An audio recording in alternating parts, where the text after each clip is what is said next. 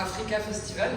Stéréo Africa Festival qui est, pour ceux qui ne sont pas encore venus, un festival des musiques actuelles et alternatives qui existe du coup depuis maintenant 3 ans et qui est fondé par l'artiste ici présent à ma droite, Monsieur Sarhat Sarr, qui est également un acteur culturel important au niveau de la scène culturelle sénégalaise. Alors, aujourd'hui, on va faire une conférence de presse très concise, rapide et précise, et puis après, on vous laissera un moment de questions-réponses, et si vous avez envie de poser des questions à l'un ou l'autre intervenant, ce sera avec plaisir. Donc, juste pour vous faire un petit résumé du programme global de ce festival, on a notre première soirée de lancement du festival ce samedi à l'Institut français de Dakar, avec en tête d'affiche le reggaeman Nati Jean. Le festival ensuite reprendra à partir du mercredi. Il faut savoir que dans le festival, on a une programmation in avec des lieux principaux qui sont à Dudasek et au Clos Normand. Le Clos Normand qui est au niveau de l'université Jean Diop, entrée IFAS. C'est là qu'on a tenu le festival les 2 premières éditions. Mais à côté de cette programmation officielle, on a également des lieux off dans différents petits lieux, bars de la capitale.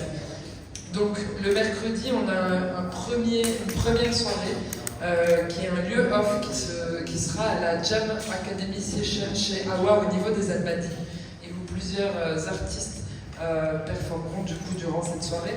On enchaînera ensuite le jeudi ici même à Dudasek avec une journée de table ronde en collaboration avec l'Alliance des entreprises culturelles et créatives du Sénégal. Le soir, on aura un concours Unplug Session. Je ne vais pas en toucher un mot tout de suite parce que Monsieur Jules et Capi, ici à ma droite, vous en diront un peu plus. On aura donc cette finale Unplug Session suivie d'un concert showcase. Et on aura également quelques prestations qui se dérouleront au niveau du Boba, qui est un bar qui se trouve au niveau des Almadies. Ensuite, le vendredi, premier gros jour de programmation officielle, ici également à Dudasek. Et le lendemain, on se retrouvera au Clos Normand pour le deuxième gros jour. Donc le vendredi avec une tête d'affiche internationale qui est Alun Wad. Et puis le samedi, en tête d'affiche, la star nationale que vous connaissez probablement tous, Monsieur Omar Ben, au Clos Normand du coup. Et on terminera le festival le dimanche par une journée beaucoup plus familiale, avec des activités pour enfants, des spectacles et également quelques petits concerts, également sur la plaine du Clos Normand le dimanche. Alors je ne vais pas durer plus longtemps et je vais directement donner la parole à Monsieur Sarhat Sarr qui va nous faire un état des lieux du festival en 2023. Acteurs culturels, artistes, on vous souhaite la bienvenue à la 3e édition, à la conférence du festival, la 3e édition. Donc on est vraiment ravis de vous voir aujourd'hui. Malgré les événements récents sociopolitiques qui sont passés chez nous au Sénégal, le Sénégal est passé dans une autre vague, une autre époque. Et pour nous, c'est important en tant qu'acteur culturel d'être très décisif dans la participation du monde social et culturel.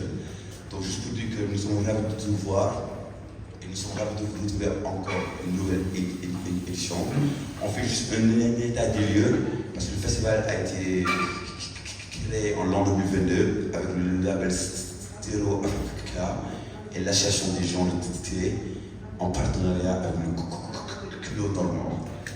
Et voilà, en l'an 2022, c'était la toute première édition. En l'an 2023, on avait 9 lieux, 5 jours de festival et plus de 32 shows.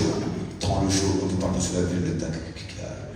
Donc cette année, on fait un petit upgrade, on change un peu, on fait un petit upgrade. Donc on se disait que c'est hyper important que le festival comme ça national, qui se voit aussi le festival international, de faire son premier jour, ou bien l'ouverture officielle le 8 mai, ici au centre culturel Dudasek. Donc on en profite pour remercier sur la maison des cultures, ici au centre de Dudasek, le ministère de la Culture, voilà, et tous ceux qui nous ont donné une opportunité pour pouvoir faire un opening du festival ici au centre de Dudasek.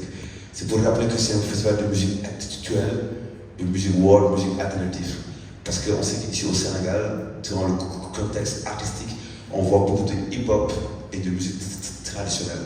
Et que naturellement, il n'y avait pas assez de place et d'espace pour les autres types de musique. Et effectivement, il y a plusieurs artistes et plusieurs genres musicaux. Donc, on se disait que c'est important qu'un festival comme le nôtre puisse mettre en place une scène alternative ici au Sénégal. Cette nouvelle édition, voilà, là, nous, on a des objectifs sur cette nouvelle édition.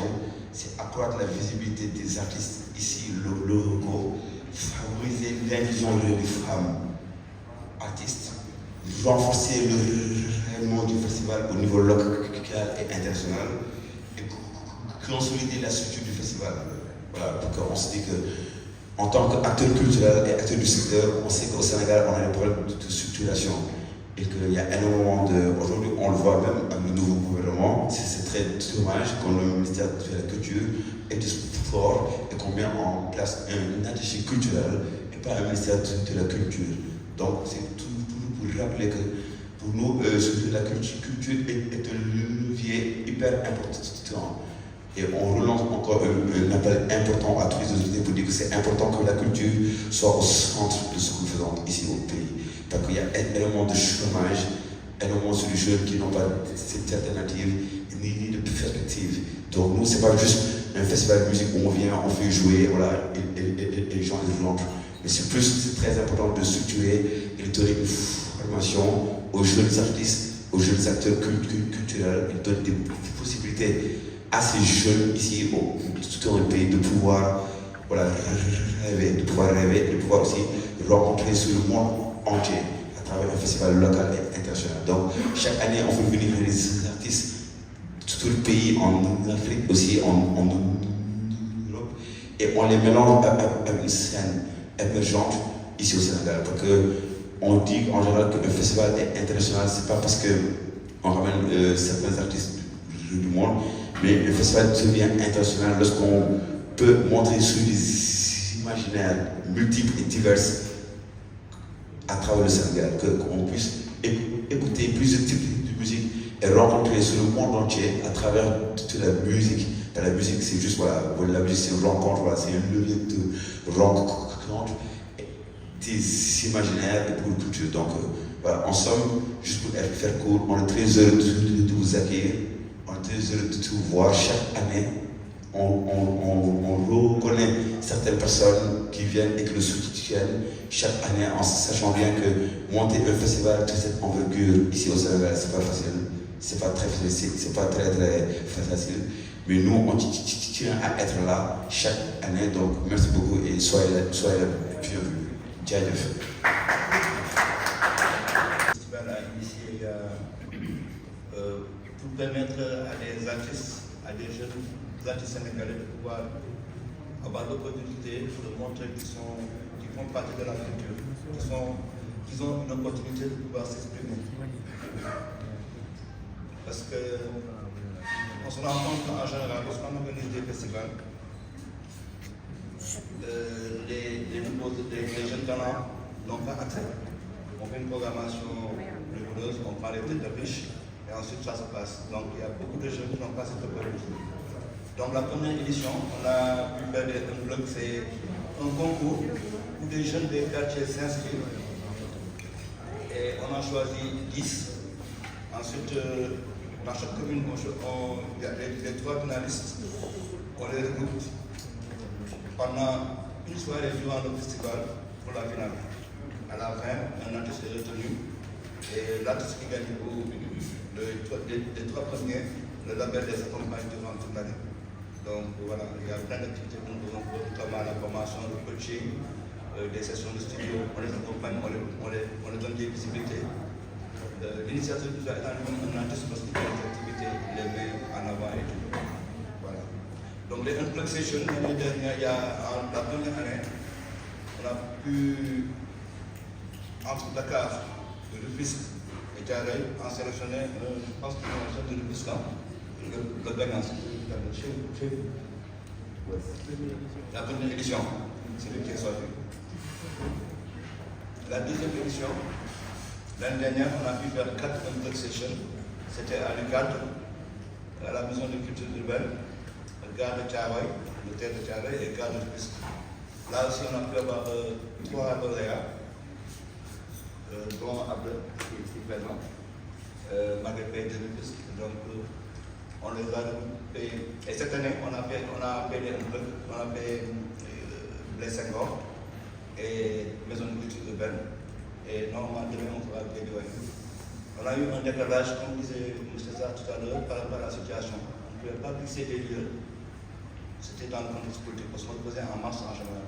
Et cette année, on a eu un décalage à cause de ça. Donc tout ça pour dire que durant le festival, il y aura une soirée où tous les lauréats, déjà on fait la finale, ensuite les lauréats ont l'opportunité d'être là, de rencontrer les artistes, de s'exprimer et de pouvoir bénéficier de la visibilité du festival. Donc c'est un peu ça le concept. Mais ça ne se limite pas seulement à la musique. Les staff, les gens qui travaillent avec ces jeunes-là, l'occasion qu'ils ont de rencontrer des professionnels, d'échanger, de partager. Même ne serait-ce que durant le concours, on met en place un jury de professionnels qui leur donne des conseils, des suggestions par rapport à comment se tenir sur scène, comment faire tout.